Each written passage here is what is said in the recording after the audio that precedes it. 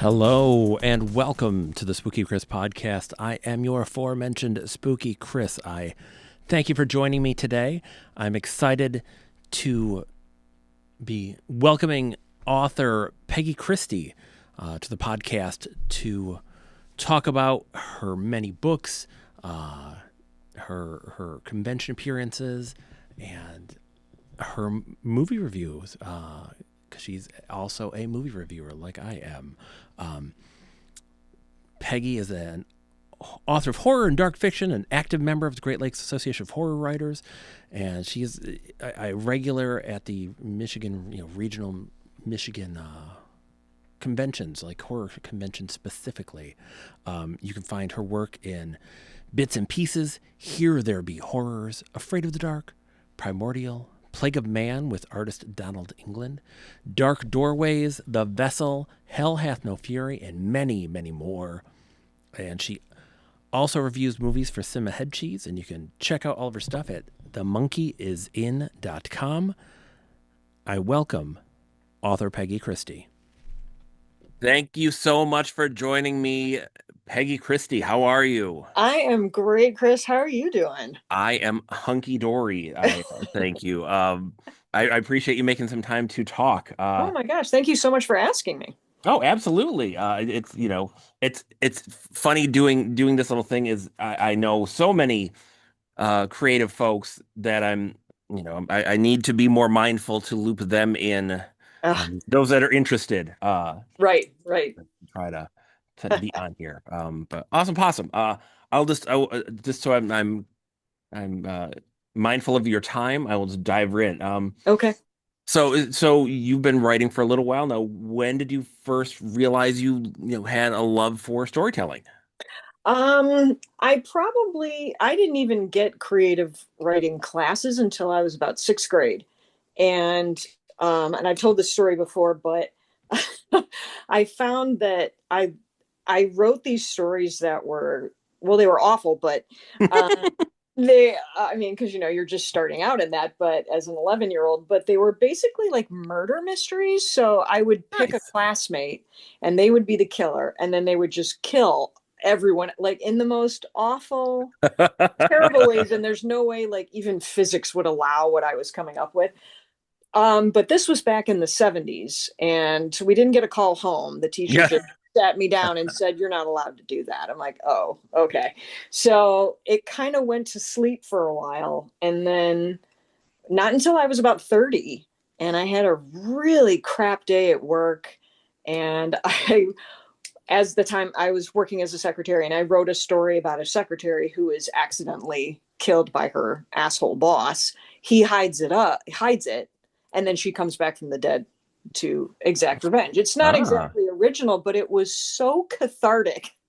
I was like, wow, I don't actually have to scream at my boss for being a total douche. I just create this story, and then I'm like, oh, I wonder what else I can exercise with this. And that's just how it started. So That is awesome. Now, it's even if you weren't writing, at a younger, well, no, you said, you started real young, but like, if you weren't like focused on it, mhm. you're still were kind of consuming stuff. So what were you reading and watching as a kid? I was an awful reader. I did not read. I don't know how I passed English class, because I think I maybe read one book until I got to college, which is awful to say. But once I hit college, I think the first real horror book that I ever read was It by Stephen King.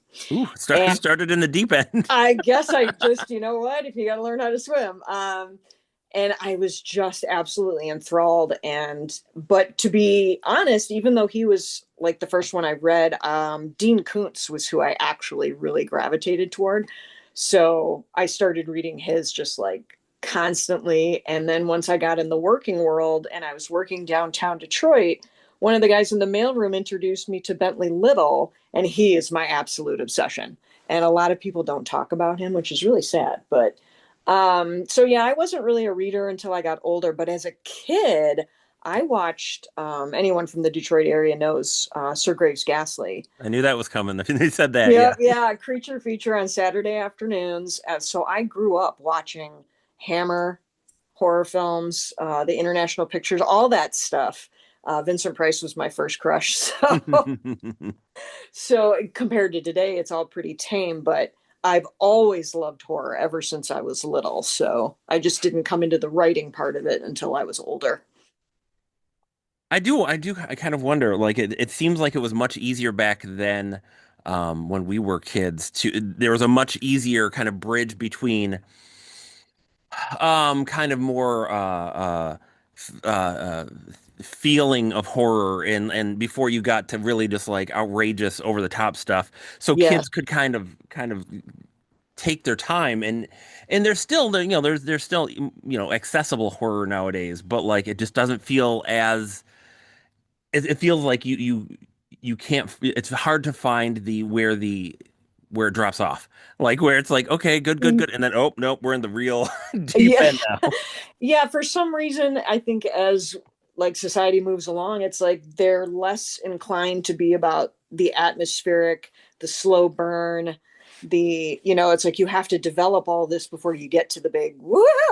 Whereas I think today, I think more people are just want it like immediately. We want the blood, we want the gore, we want the violence right off the bat. And I'm like, and that's fun. No, I'm not yucking anybody's yum here, but it's like there is a place for all of it. And I just wish there was a little bit more of like that stuff. And that's probably like when I was a kid, but I wish there was a little bit more of that.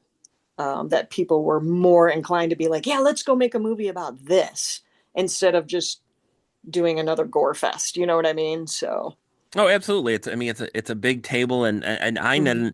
I never, well, I was aged out really of Goosebumps, but like I never got Yeah, into it. But I appreciate that it sure. was there, for kids that wanted to kind of sample horror and kind of get Hmm. into it and not really dive fully in there. Hmm.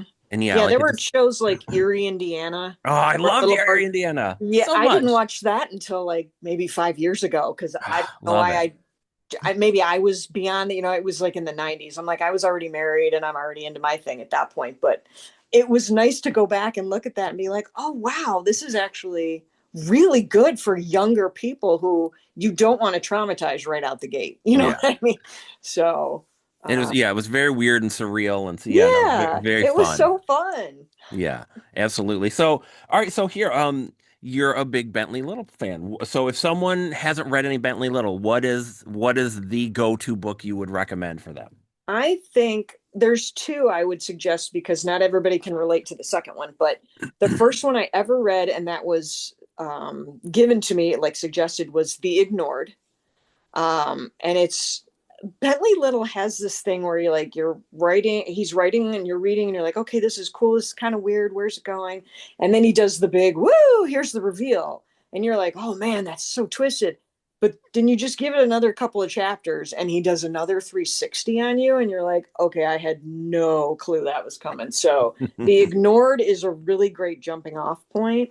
And the other one I suggest is The Association. So if anyone's ever lived in a home or a condo or whatever that has an association, like you have to follow all their like the homeowner stuff, that plays a big part in that story. So I think you can still relate to the horror that's happening, but if you've actually lived with an association, it hits even just that much harder. So that's the other one that I recommend.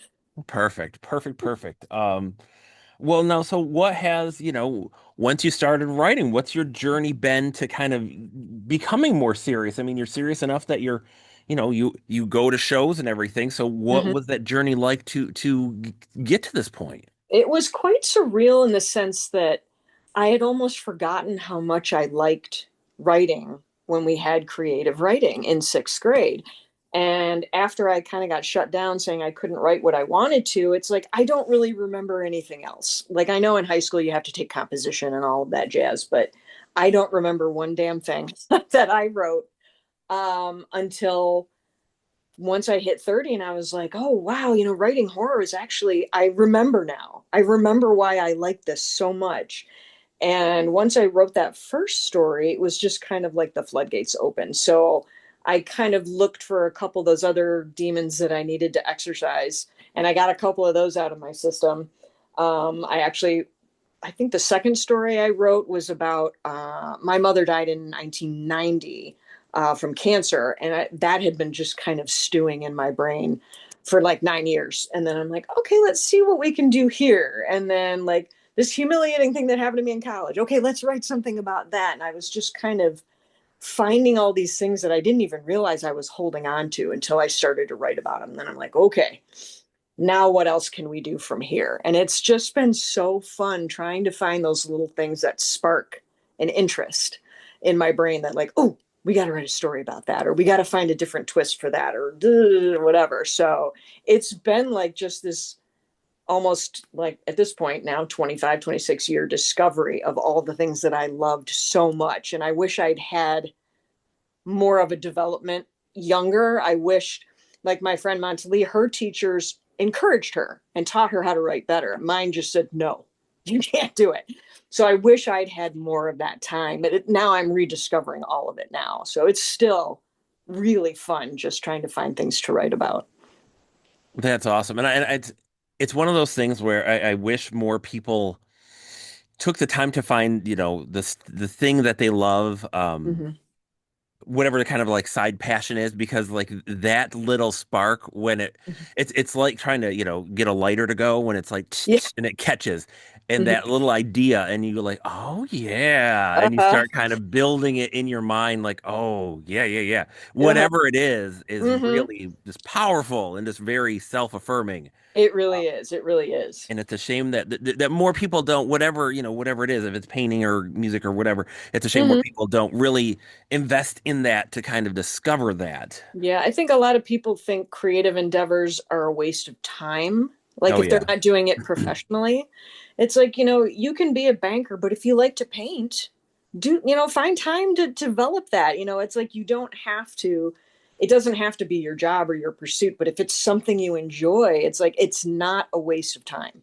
If you're enjoying it and you're spending time on it, it's not a waste because it's good for your soul, it's good for your mind. It's just good for your overall, I think, energy to be able to invest in something that brings you joy. So, Absolutely. Like I wish with writing, I wish there were more kind of shallow waters for folks that like want to write. And poetry, open mics kind of have that, mm-hmm, but where they welcomed more things, and you could just kind of like, if you're not, if it's not your, I'm not going to be a professional writer. I just want to write stuff and share it. You could do mm-hmm, that, and then you can get feedback if you want, but like you can do it in a non-judgmental space sure. where you don't feel like, where someone's not going to, crush your You're right. this budding passion like that would I wish there was more of that. Yeah, We tried to do that around in our area with art shows, like we sure. would have folks that were kind of this like to do that, and yeah, and weren't established or anything, so I wish there were more spaces like that for folks. Yeah, yeah, Uh, yeah. um can you tell me, what do you like to write? What kind of themes or ideas really? Yeah, and again, I say this knowing that were someone to ask me the same question, I don't know what I would say.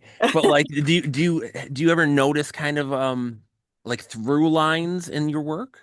You know what? I That's so funny because I don't think I particularly like am drawn to a theme or a creature or anything like. I like to write a whole bunch of different stuff. I'm really like probably more like bizarre or excess gore. I don't really do that, but every now and again a little bit of that'll go in there. But I've noticed through all of my writing that there is some element of humor. And I think that's just the way my family was growing up. It's like we never really talked, we didn't share. That was not our vibe, but there was always humor. Even if in like a really serious or heavy situations, like you kind of need to find that brevity, like the Irish wake style. It's like, okay, yeah, this is a really sad moment, but who brought the cake? And let's share stories and let's have a drink. And so I find that that actually ends up in 99% of my stories because it's if you're building tension and horror and something really awful, you need a break. Think like Chandler Bing, but like in literary form. So it's like a defense mechanism, but it's also something that you need to kind of bring things down for a second. And then you can continue being horrific. So Yeah, that, I do think that is something that that people do forget, kind of in whatever medium with horror, Mhm. is that you do need like whatever, if it's humor or a moment of like romance, or just Sure. a moment that's not sheer horror Hmm. and upset, like you need a palate cleanser, or it becomes numbing and it becomes kind of just you don't feel it anymore. You're just watching things Right. unfold. Exactly. Yeah. So you worked with artist Donald England on a couple of projects. Mhm. What was it like to kind of pair your words with someone's art? You know what? That is probably the most amazing feeling in the whole world. It's like if you have something that's stuck in your head, even if you put it on paper, it's like that's reading the words is not the same thing as seeing an image. So, my writers group has worked with Don since like 2011. So I've known him for a while. And once I started getting more serious about just my own stuff, then we started working together. And he's so good at like I can show like I'll either give him a copy of the story. It's like here if you need this for inspiration, but this is what I'm thinking of. And he can take whatever the heck I describe and figure it out and how to put it on the page in drawing form. And it's so amazing to be able to actually see that physically come to life. Because it's like I know what it looks like in my head, but until it's like on the cover of that book or it's actually on the screen and I'm looking at it, it's such a cool feeling to be able to work with an artist who knows how to do it. And they'll do, and I like the back and forth too, because you're not always going to hit it completely out of the park, but going back and forth like this is what I want to incorporate and this is their style, so we got to make sure that fits in. And I've been lucky that I've met and worked with a few artists that are just so great at taking word or imagination and putting it into physical form. It's so awesome. That is like that. That is great. Like now, were these other projects similar? Were they like kind of graphic novel comic-ish, or was it a different medium kind of thing?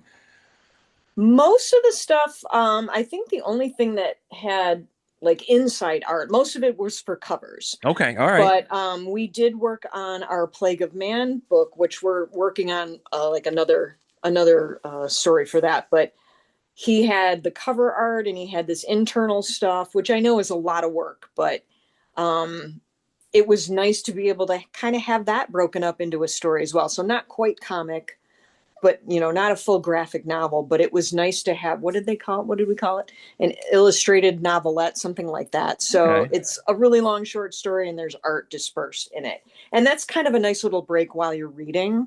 Because a lot of people say, like, I don't have time and blah, blah, blah, blah, blah. And I'm like, okay, well, this is not a huge long work and it's broken up with pictures. So it's like, that was actually a really fun project to work on. So If we could marry doom scrolling and storytelling, like like I suppose you and I could both retire, but yeah. um now you are a member of the Great Lakes Association of Horror Writers. Can you Correct. tell me a little about them? Sure. We started back in 2007. Holy crap.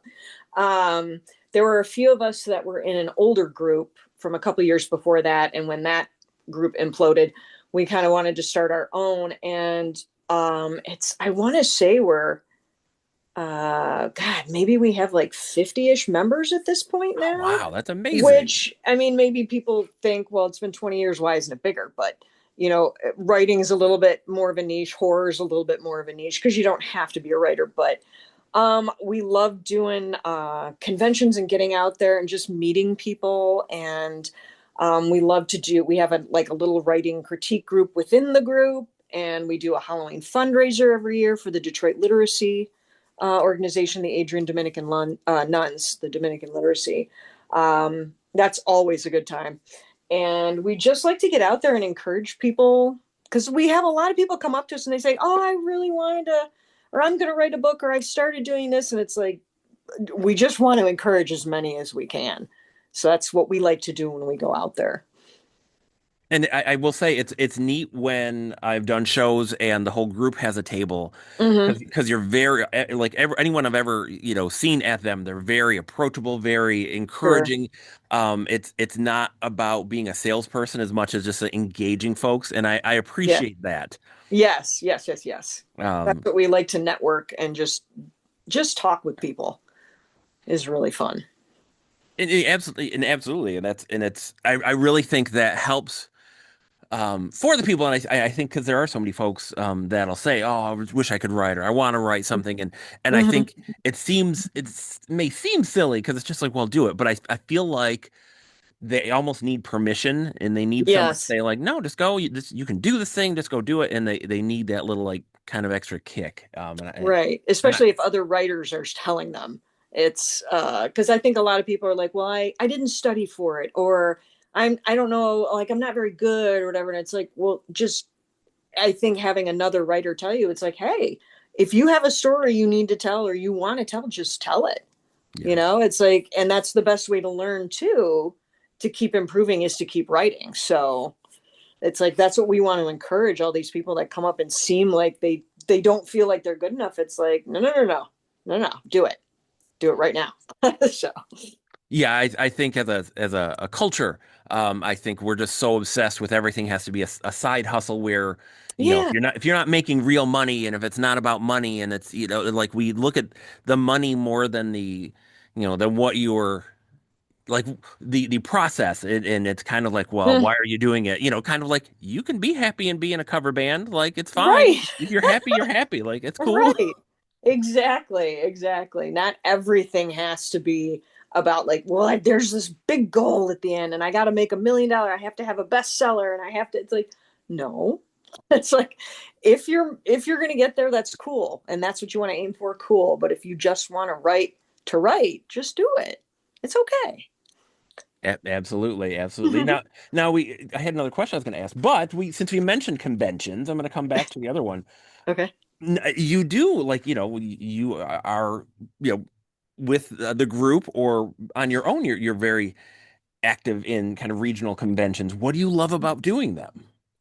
I think what's one of the most fun things I've discovered is after doing them for so long, I will actually have quote unquote repeat customers. So people will come up to me and they'll be like, "Oh yeah, I read this last time you were here. What else you got?" And they come through and they're so excited and it boggles my mind that I'm like, "Oh my god, someone actually wants to read what I'm reading." I'm like, "That's really awesome." And it's happened at Motor City Comic Con and then this couple in Ohio because I do Cinema Wasteland and I'm just like, wait, what? I'm like, I think that's probably the most fun I've ever gotten out of conventions is when things like that happen, or just someone's like, oh, that's really cool that you're doing this, good job, or you just meet these really fun people and have like really fascinating conversations that I wouldn't have if I'd never left the house. You know what I mean? So I think that's what's been the most exciting is just being able to get out of my own shell and get out of my own way and to be able to talk to people that I don't know and to hear that they're enjoying what I do. I think that's really rewarding. Absolutely. I've been involved in doing conventions since '94, and Holy crap. like it's like of all of those, like I can truly only think of one bummer experience because it's great for I always thought it was great to like because you make and this like there is such camaraderie by the Mm, end of the weekend and you make such like new kind of acquaintances and friends and stuff and it's amazing hmm. because everybody's kind of in it together and I think people don't realize when you're doing conventions you are working like you are on Yeah. your feet a long time there's Hmm. not really any breaks you're kind of like it is very much akin to a job. Yes. um, but I've only had one experience at a show, and it was hilarious because I didn't.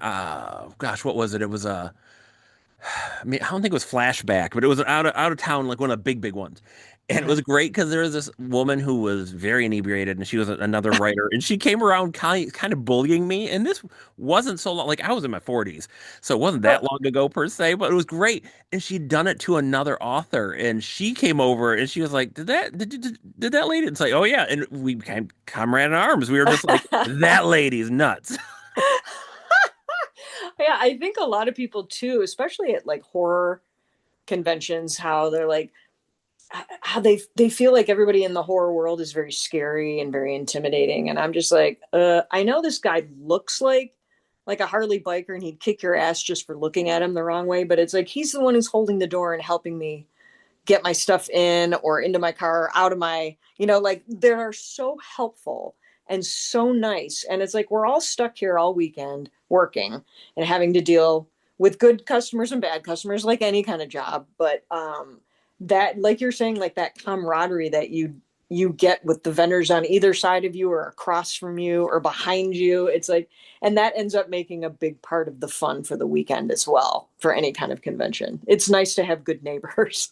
Absolutely. And I think that the cool thing about doing kind of like these conventions, especially like horror shows, Mhm. because when you get to interact with, you know, and specifically celebrities and stuff, if you can interact with them like without coming at them like a fan, Right. they're like, because they're so, especially in those things, they're so used to that. If you're like, Sure. hey, how's it going? Like, it's, you see the people behind this stuff, and it's like, they're just, Mm-hmm. there's people doing a job and they're super Yep. chill and cool. And like, hey, what's going on? Yeah. Like, so Perfect. yeah, so I am with you. Like, I miss doing shows more frequently, but there's the other side. What do you like the least about doing them? I think by the end of the show, I am so completely drained. My battery is just dead.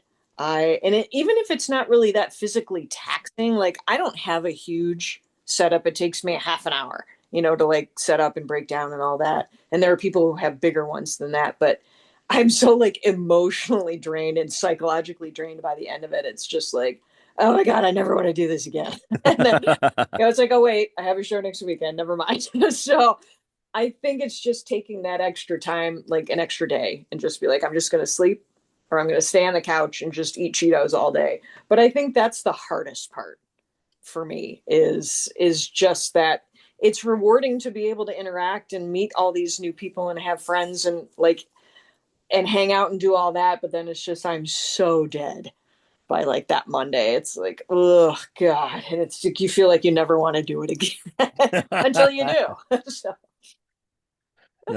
That is fair. Yeah, like conventions are a plague haven. oh my For sure too. God. Like it's like after, and I think it's because you're exhausted. If it's out of town, or either you're Mm-hmm. traveling there, or if you're out of town, you're not sleeping. Yes. Where you are. Because yeah, I remember the Stoker Awards that were in Michigan. You and I had seen each other there, and I Oh got yeah. miserably sick Oh, there just because it was in a different part of the state, and sure. all this. So it's yeah, that's a weird a part too that people don't you don't think about it when you're like, oh yeah, I'm going to do a convention. It's going to be great, and then by the end of the weekend, Right. like, oh man, I feel terrible. Yep. Yep. Yep. Yep.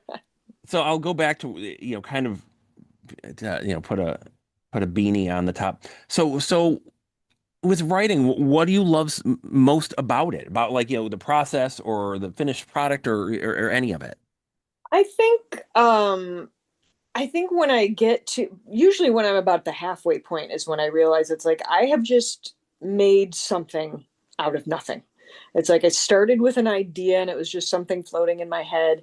And then you get halfway and you start writing, and then you're like, oh my gosh, I'm actually telling a story. I'm actually, and then you get to the end, and when it's cleaned up and edited and it's like ready to go, I think that's the most amazing feeling to have made. It's like probably someone like a sculptor who has just a lump of clay and then by the end they have this gorgeous statue. It's kind of the same idea. It's like you've just started with absolutely nothing, like a grain of an idea, and then you've turned it into this beautiful that's what we call them, our children. It's like when you get to the end of creating a new child, it's like, oh my God, this was so cool. I can't believe I just did this. Usually the process is like pulling teeth, but once you get to the end, it's like, oh my God, okay, what can I do now? What can I do next? Let's figure out the next one. It's almost like addicting when you're doing that because it's a slog and it's hard work, and a lot of times you get stuck and then you figure it out later, or you work on something else, but then it's like when you get that finished product, it's absolutely, it blows my mind. Anytime anybody does anything creative, whether you draw or sculpt. It's like you started with a blank sheet of paper and now you have this thing sitting here on a t-shirt or on a print or in a frame. I'm like, how did you do that? And it's even kind of hard to explain how you do it. It's because I think we even amaze ourselves when we do it. So And it's interesting because it's it does feel like a weird kind of magic when you're writing. Be the instantaneous, like as you're typing or handwriting, and the like, between like mind to fingers or mm-hmm. whatever way that something is being created, and it is just, I mean, like speaking like language. It's just so like we can't quantify how quick it is, Right. and it does feel like a sort of magic. So yeah, Mm-hmm. it's very it's fascinating. It's a fascinating process. It is. Um, Now, along with writing, another one of your passions is movies and reviewing them for cinema head cheese. Now, how did you get started with that? That's so funny. 100 years ago, when GLAW got started, we actually had a paper newsletter, and I actually wrote movie reviews for that for a column. Nice. And I was like, okay, that's a fun way to put like some body to the newsletter. And then as that kind of faded out, one of our I can't remember when David Hayes, Yeah. when he joined, he and a couple of his friends out in Arizona started Cinema Headshees. And he asked me, he's like, hey, would you want to review films for the website? We can start with the ones you've already done, kind of recycle them to get, your pages going. And then his buddy Jeff or Kevin would send me, DVDs from Arizona and be like, hey, we got these free screeners. You want to go ahead? And I mean, I'd get like stacks of like 20. I'm like, what the hell? And some of it is, and it's mostly for Cinema Headshees is like the indie stuff. So it's like, low budget, nobody knows about it, nobody's talking about it. So it's fun to be able to see those. Now you have to watch a lot of rough ones before you find a real good one, but even if the movie's terrible, and I always joke that I'm going to kill one of them for sending that stuff to me, but it's become now to the point where it's like, oh, I heard of this indie horror and it's now streaming. Can I review that? And they're like, oh yeah, do whatever you want. And then when I found, I think Malevolent Dark is where I write now. They were looking for, I don't know how they popped up in my feed, probably on Facebook or Instagram or something like that. And they were looking for writers. And I used to do this Drunken Monkey movie review for a website called Slackjaw Punks years ago. And I was like, it was so much fun to do. And I asked if I could do it for Malevolent Dark. And Dave, the guy who runs it, is so cool. He's like, oh, yeah, that sounds like fun, but I can choose what I want to review. And I've been doing series. So anything that has like 3 or more movies. So that way I can kind of choose the more mainstream stuff that I kind of enjoy as opposed to indie. They do indie as well, but I save the real indie stuff for Cinema Headshees and the more mainstream for Malevolent Dark. So that's how, and those two keep me busy enough, and I probably don't even do as much as I should, but that's so much fun because I like looking at movies now from like a critique point of view because it helps me to maybe recognize that, like, okay, yeah, this is not a great film, but look at what they're trying to do. This is what they're putting their heart and soul into this, and I don't know how to make a movie. So I've kind of stopped being kind of a jerk about stuff like that because it's like, hey, I can't do this myself, but I know a lot of work goes into it. So I try to be a little bit nicer about it, but it's given me a better appreciation, I think, for filmmaking. Even going back and looking at stuff that I grew up watching, I can look at it maybe with a more critical eye now and maybe understand or at least appreciate things that I didn't, or vice versa. Like I still do love the movie Prom Night, the original from 1980. And as a kid, it was, oh my God, it was awesome. And then as an adult, I'm watching it and I'm like, okay, I have questions. Cause I'm like, if you little 4 little shits accidentally kill someone, how can you remain friends with the That happened a older lot back then sister? too with movies. Is people like just would kind of like willy-nilly kill folks and be like, "Don't Oops. tell." Yeah, don't tell anyone. And then we grow up with the secret, but we're still friends with the family. And oh, by the way, I'm going to date the sister too. That's okay. I'm like, what in the. But it's like now I can see a different side to these movies that I grew up more with just nostalgia you know? So I really love that about being able to review movies too. Awesome. Awesome. Now, as we're kind of coming to the end here, Yes. what are you working on next? I'm probably very similar with a lot of writers, is I don't like to give details about what I'm currently writing. But Which is I don't know if totally that's fair, super totally fair. I don't know if it's superstition or just like I don't want anyone to steal my idea, but I'm I think I'm finally getting through a roadblock on a novel that I started years ago. You Awesome. get to that point like three-quarters of the way through, and it's like, uh, what do I do? I think I know where I want it to end up. I'm just not sure how to get there. So I think I'm working the kinks out on that, but I'm putting together another little. I do these like just single short story mini books. So I'm taking probably the very first horror erotica story I ever wrote, which is kind of funny, and I'm putting it into one of those. So getting that formatted. Don's working on the cover for that. Um, and I know Glaw is now getting their. We're trying to figure out our theme for our next anthology. So probably whatever that's going to end up being, I'll work on that as well. Um, that's probably going to be another couple weeks before we figure that out. We got to let people vote on that one. But I'm hope my fingers are crossed is to get this book done within the next couple of months because it's starting to piss me off now that I'm stuck that I'm not getting to it. So those will be my big projects coming up. That's awesome. Now, how can folks follow you and kind of track down your work and everything? Probably the most active I'm on. I have a website which is just themonkeyisin.com. Or if you're reading it, some people call it the monkey I sin. I don't know why they interpret it that way, but okay. That I have links to everything. I usually put like where I'm going to be, all that kind of stuff. And then I do have an author page on Facebook. It's not super active. I basically just post my movie reviews and like when I'm going to go do something. So it's Facebook slash, I think author Peggy Christie. And then Instagram is probably where I'm the most active. And that's writing, personal life, mostly my dog and like food. But that's Insta. My handle is at pmonkey710. So 710. Those would be Oh, the places. perfect. Well, I can't thank you enough for making a little time for me today. I Oh, really not at all. appreciate it. Oh my God, this was so much fun. I don't know why I always get really nervous about these kind of things. And then, especially if I know the person, I'm like, why am I getting nervous? And then you make it so easy. It's like we're just having a conversation. That's, you know.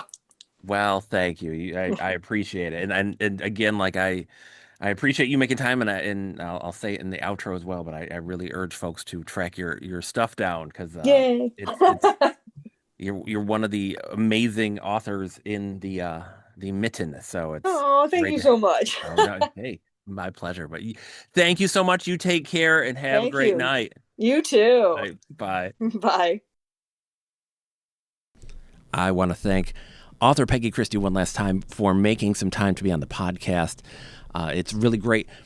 It's wonderful to be able to speak to folks I've never met before, and it's just fascinating. But it's really fun to also be able to speak to folks that I know and to introduce them to people who may not have read their work, seen their films, or experienced their imagination yet. And this is a great opportunity, and I really treasure that. And I'm really thankful that she made some time to come on.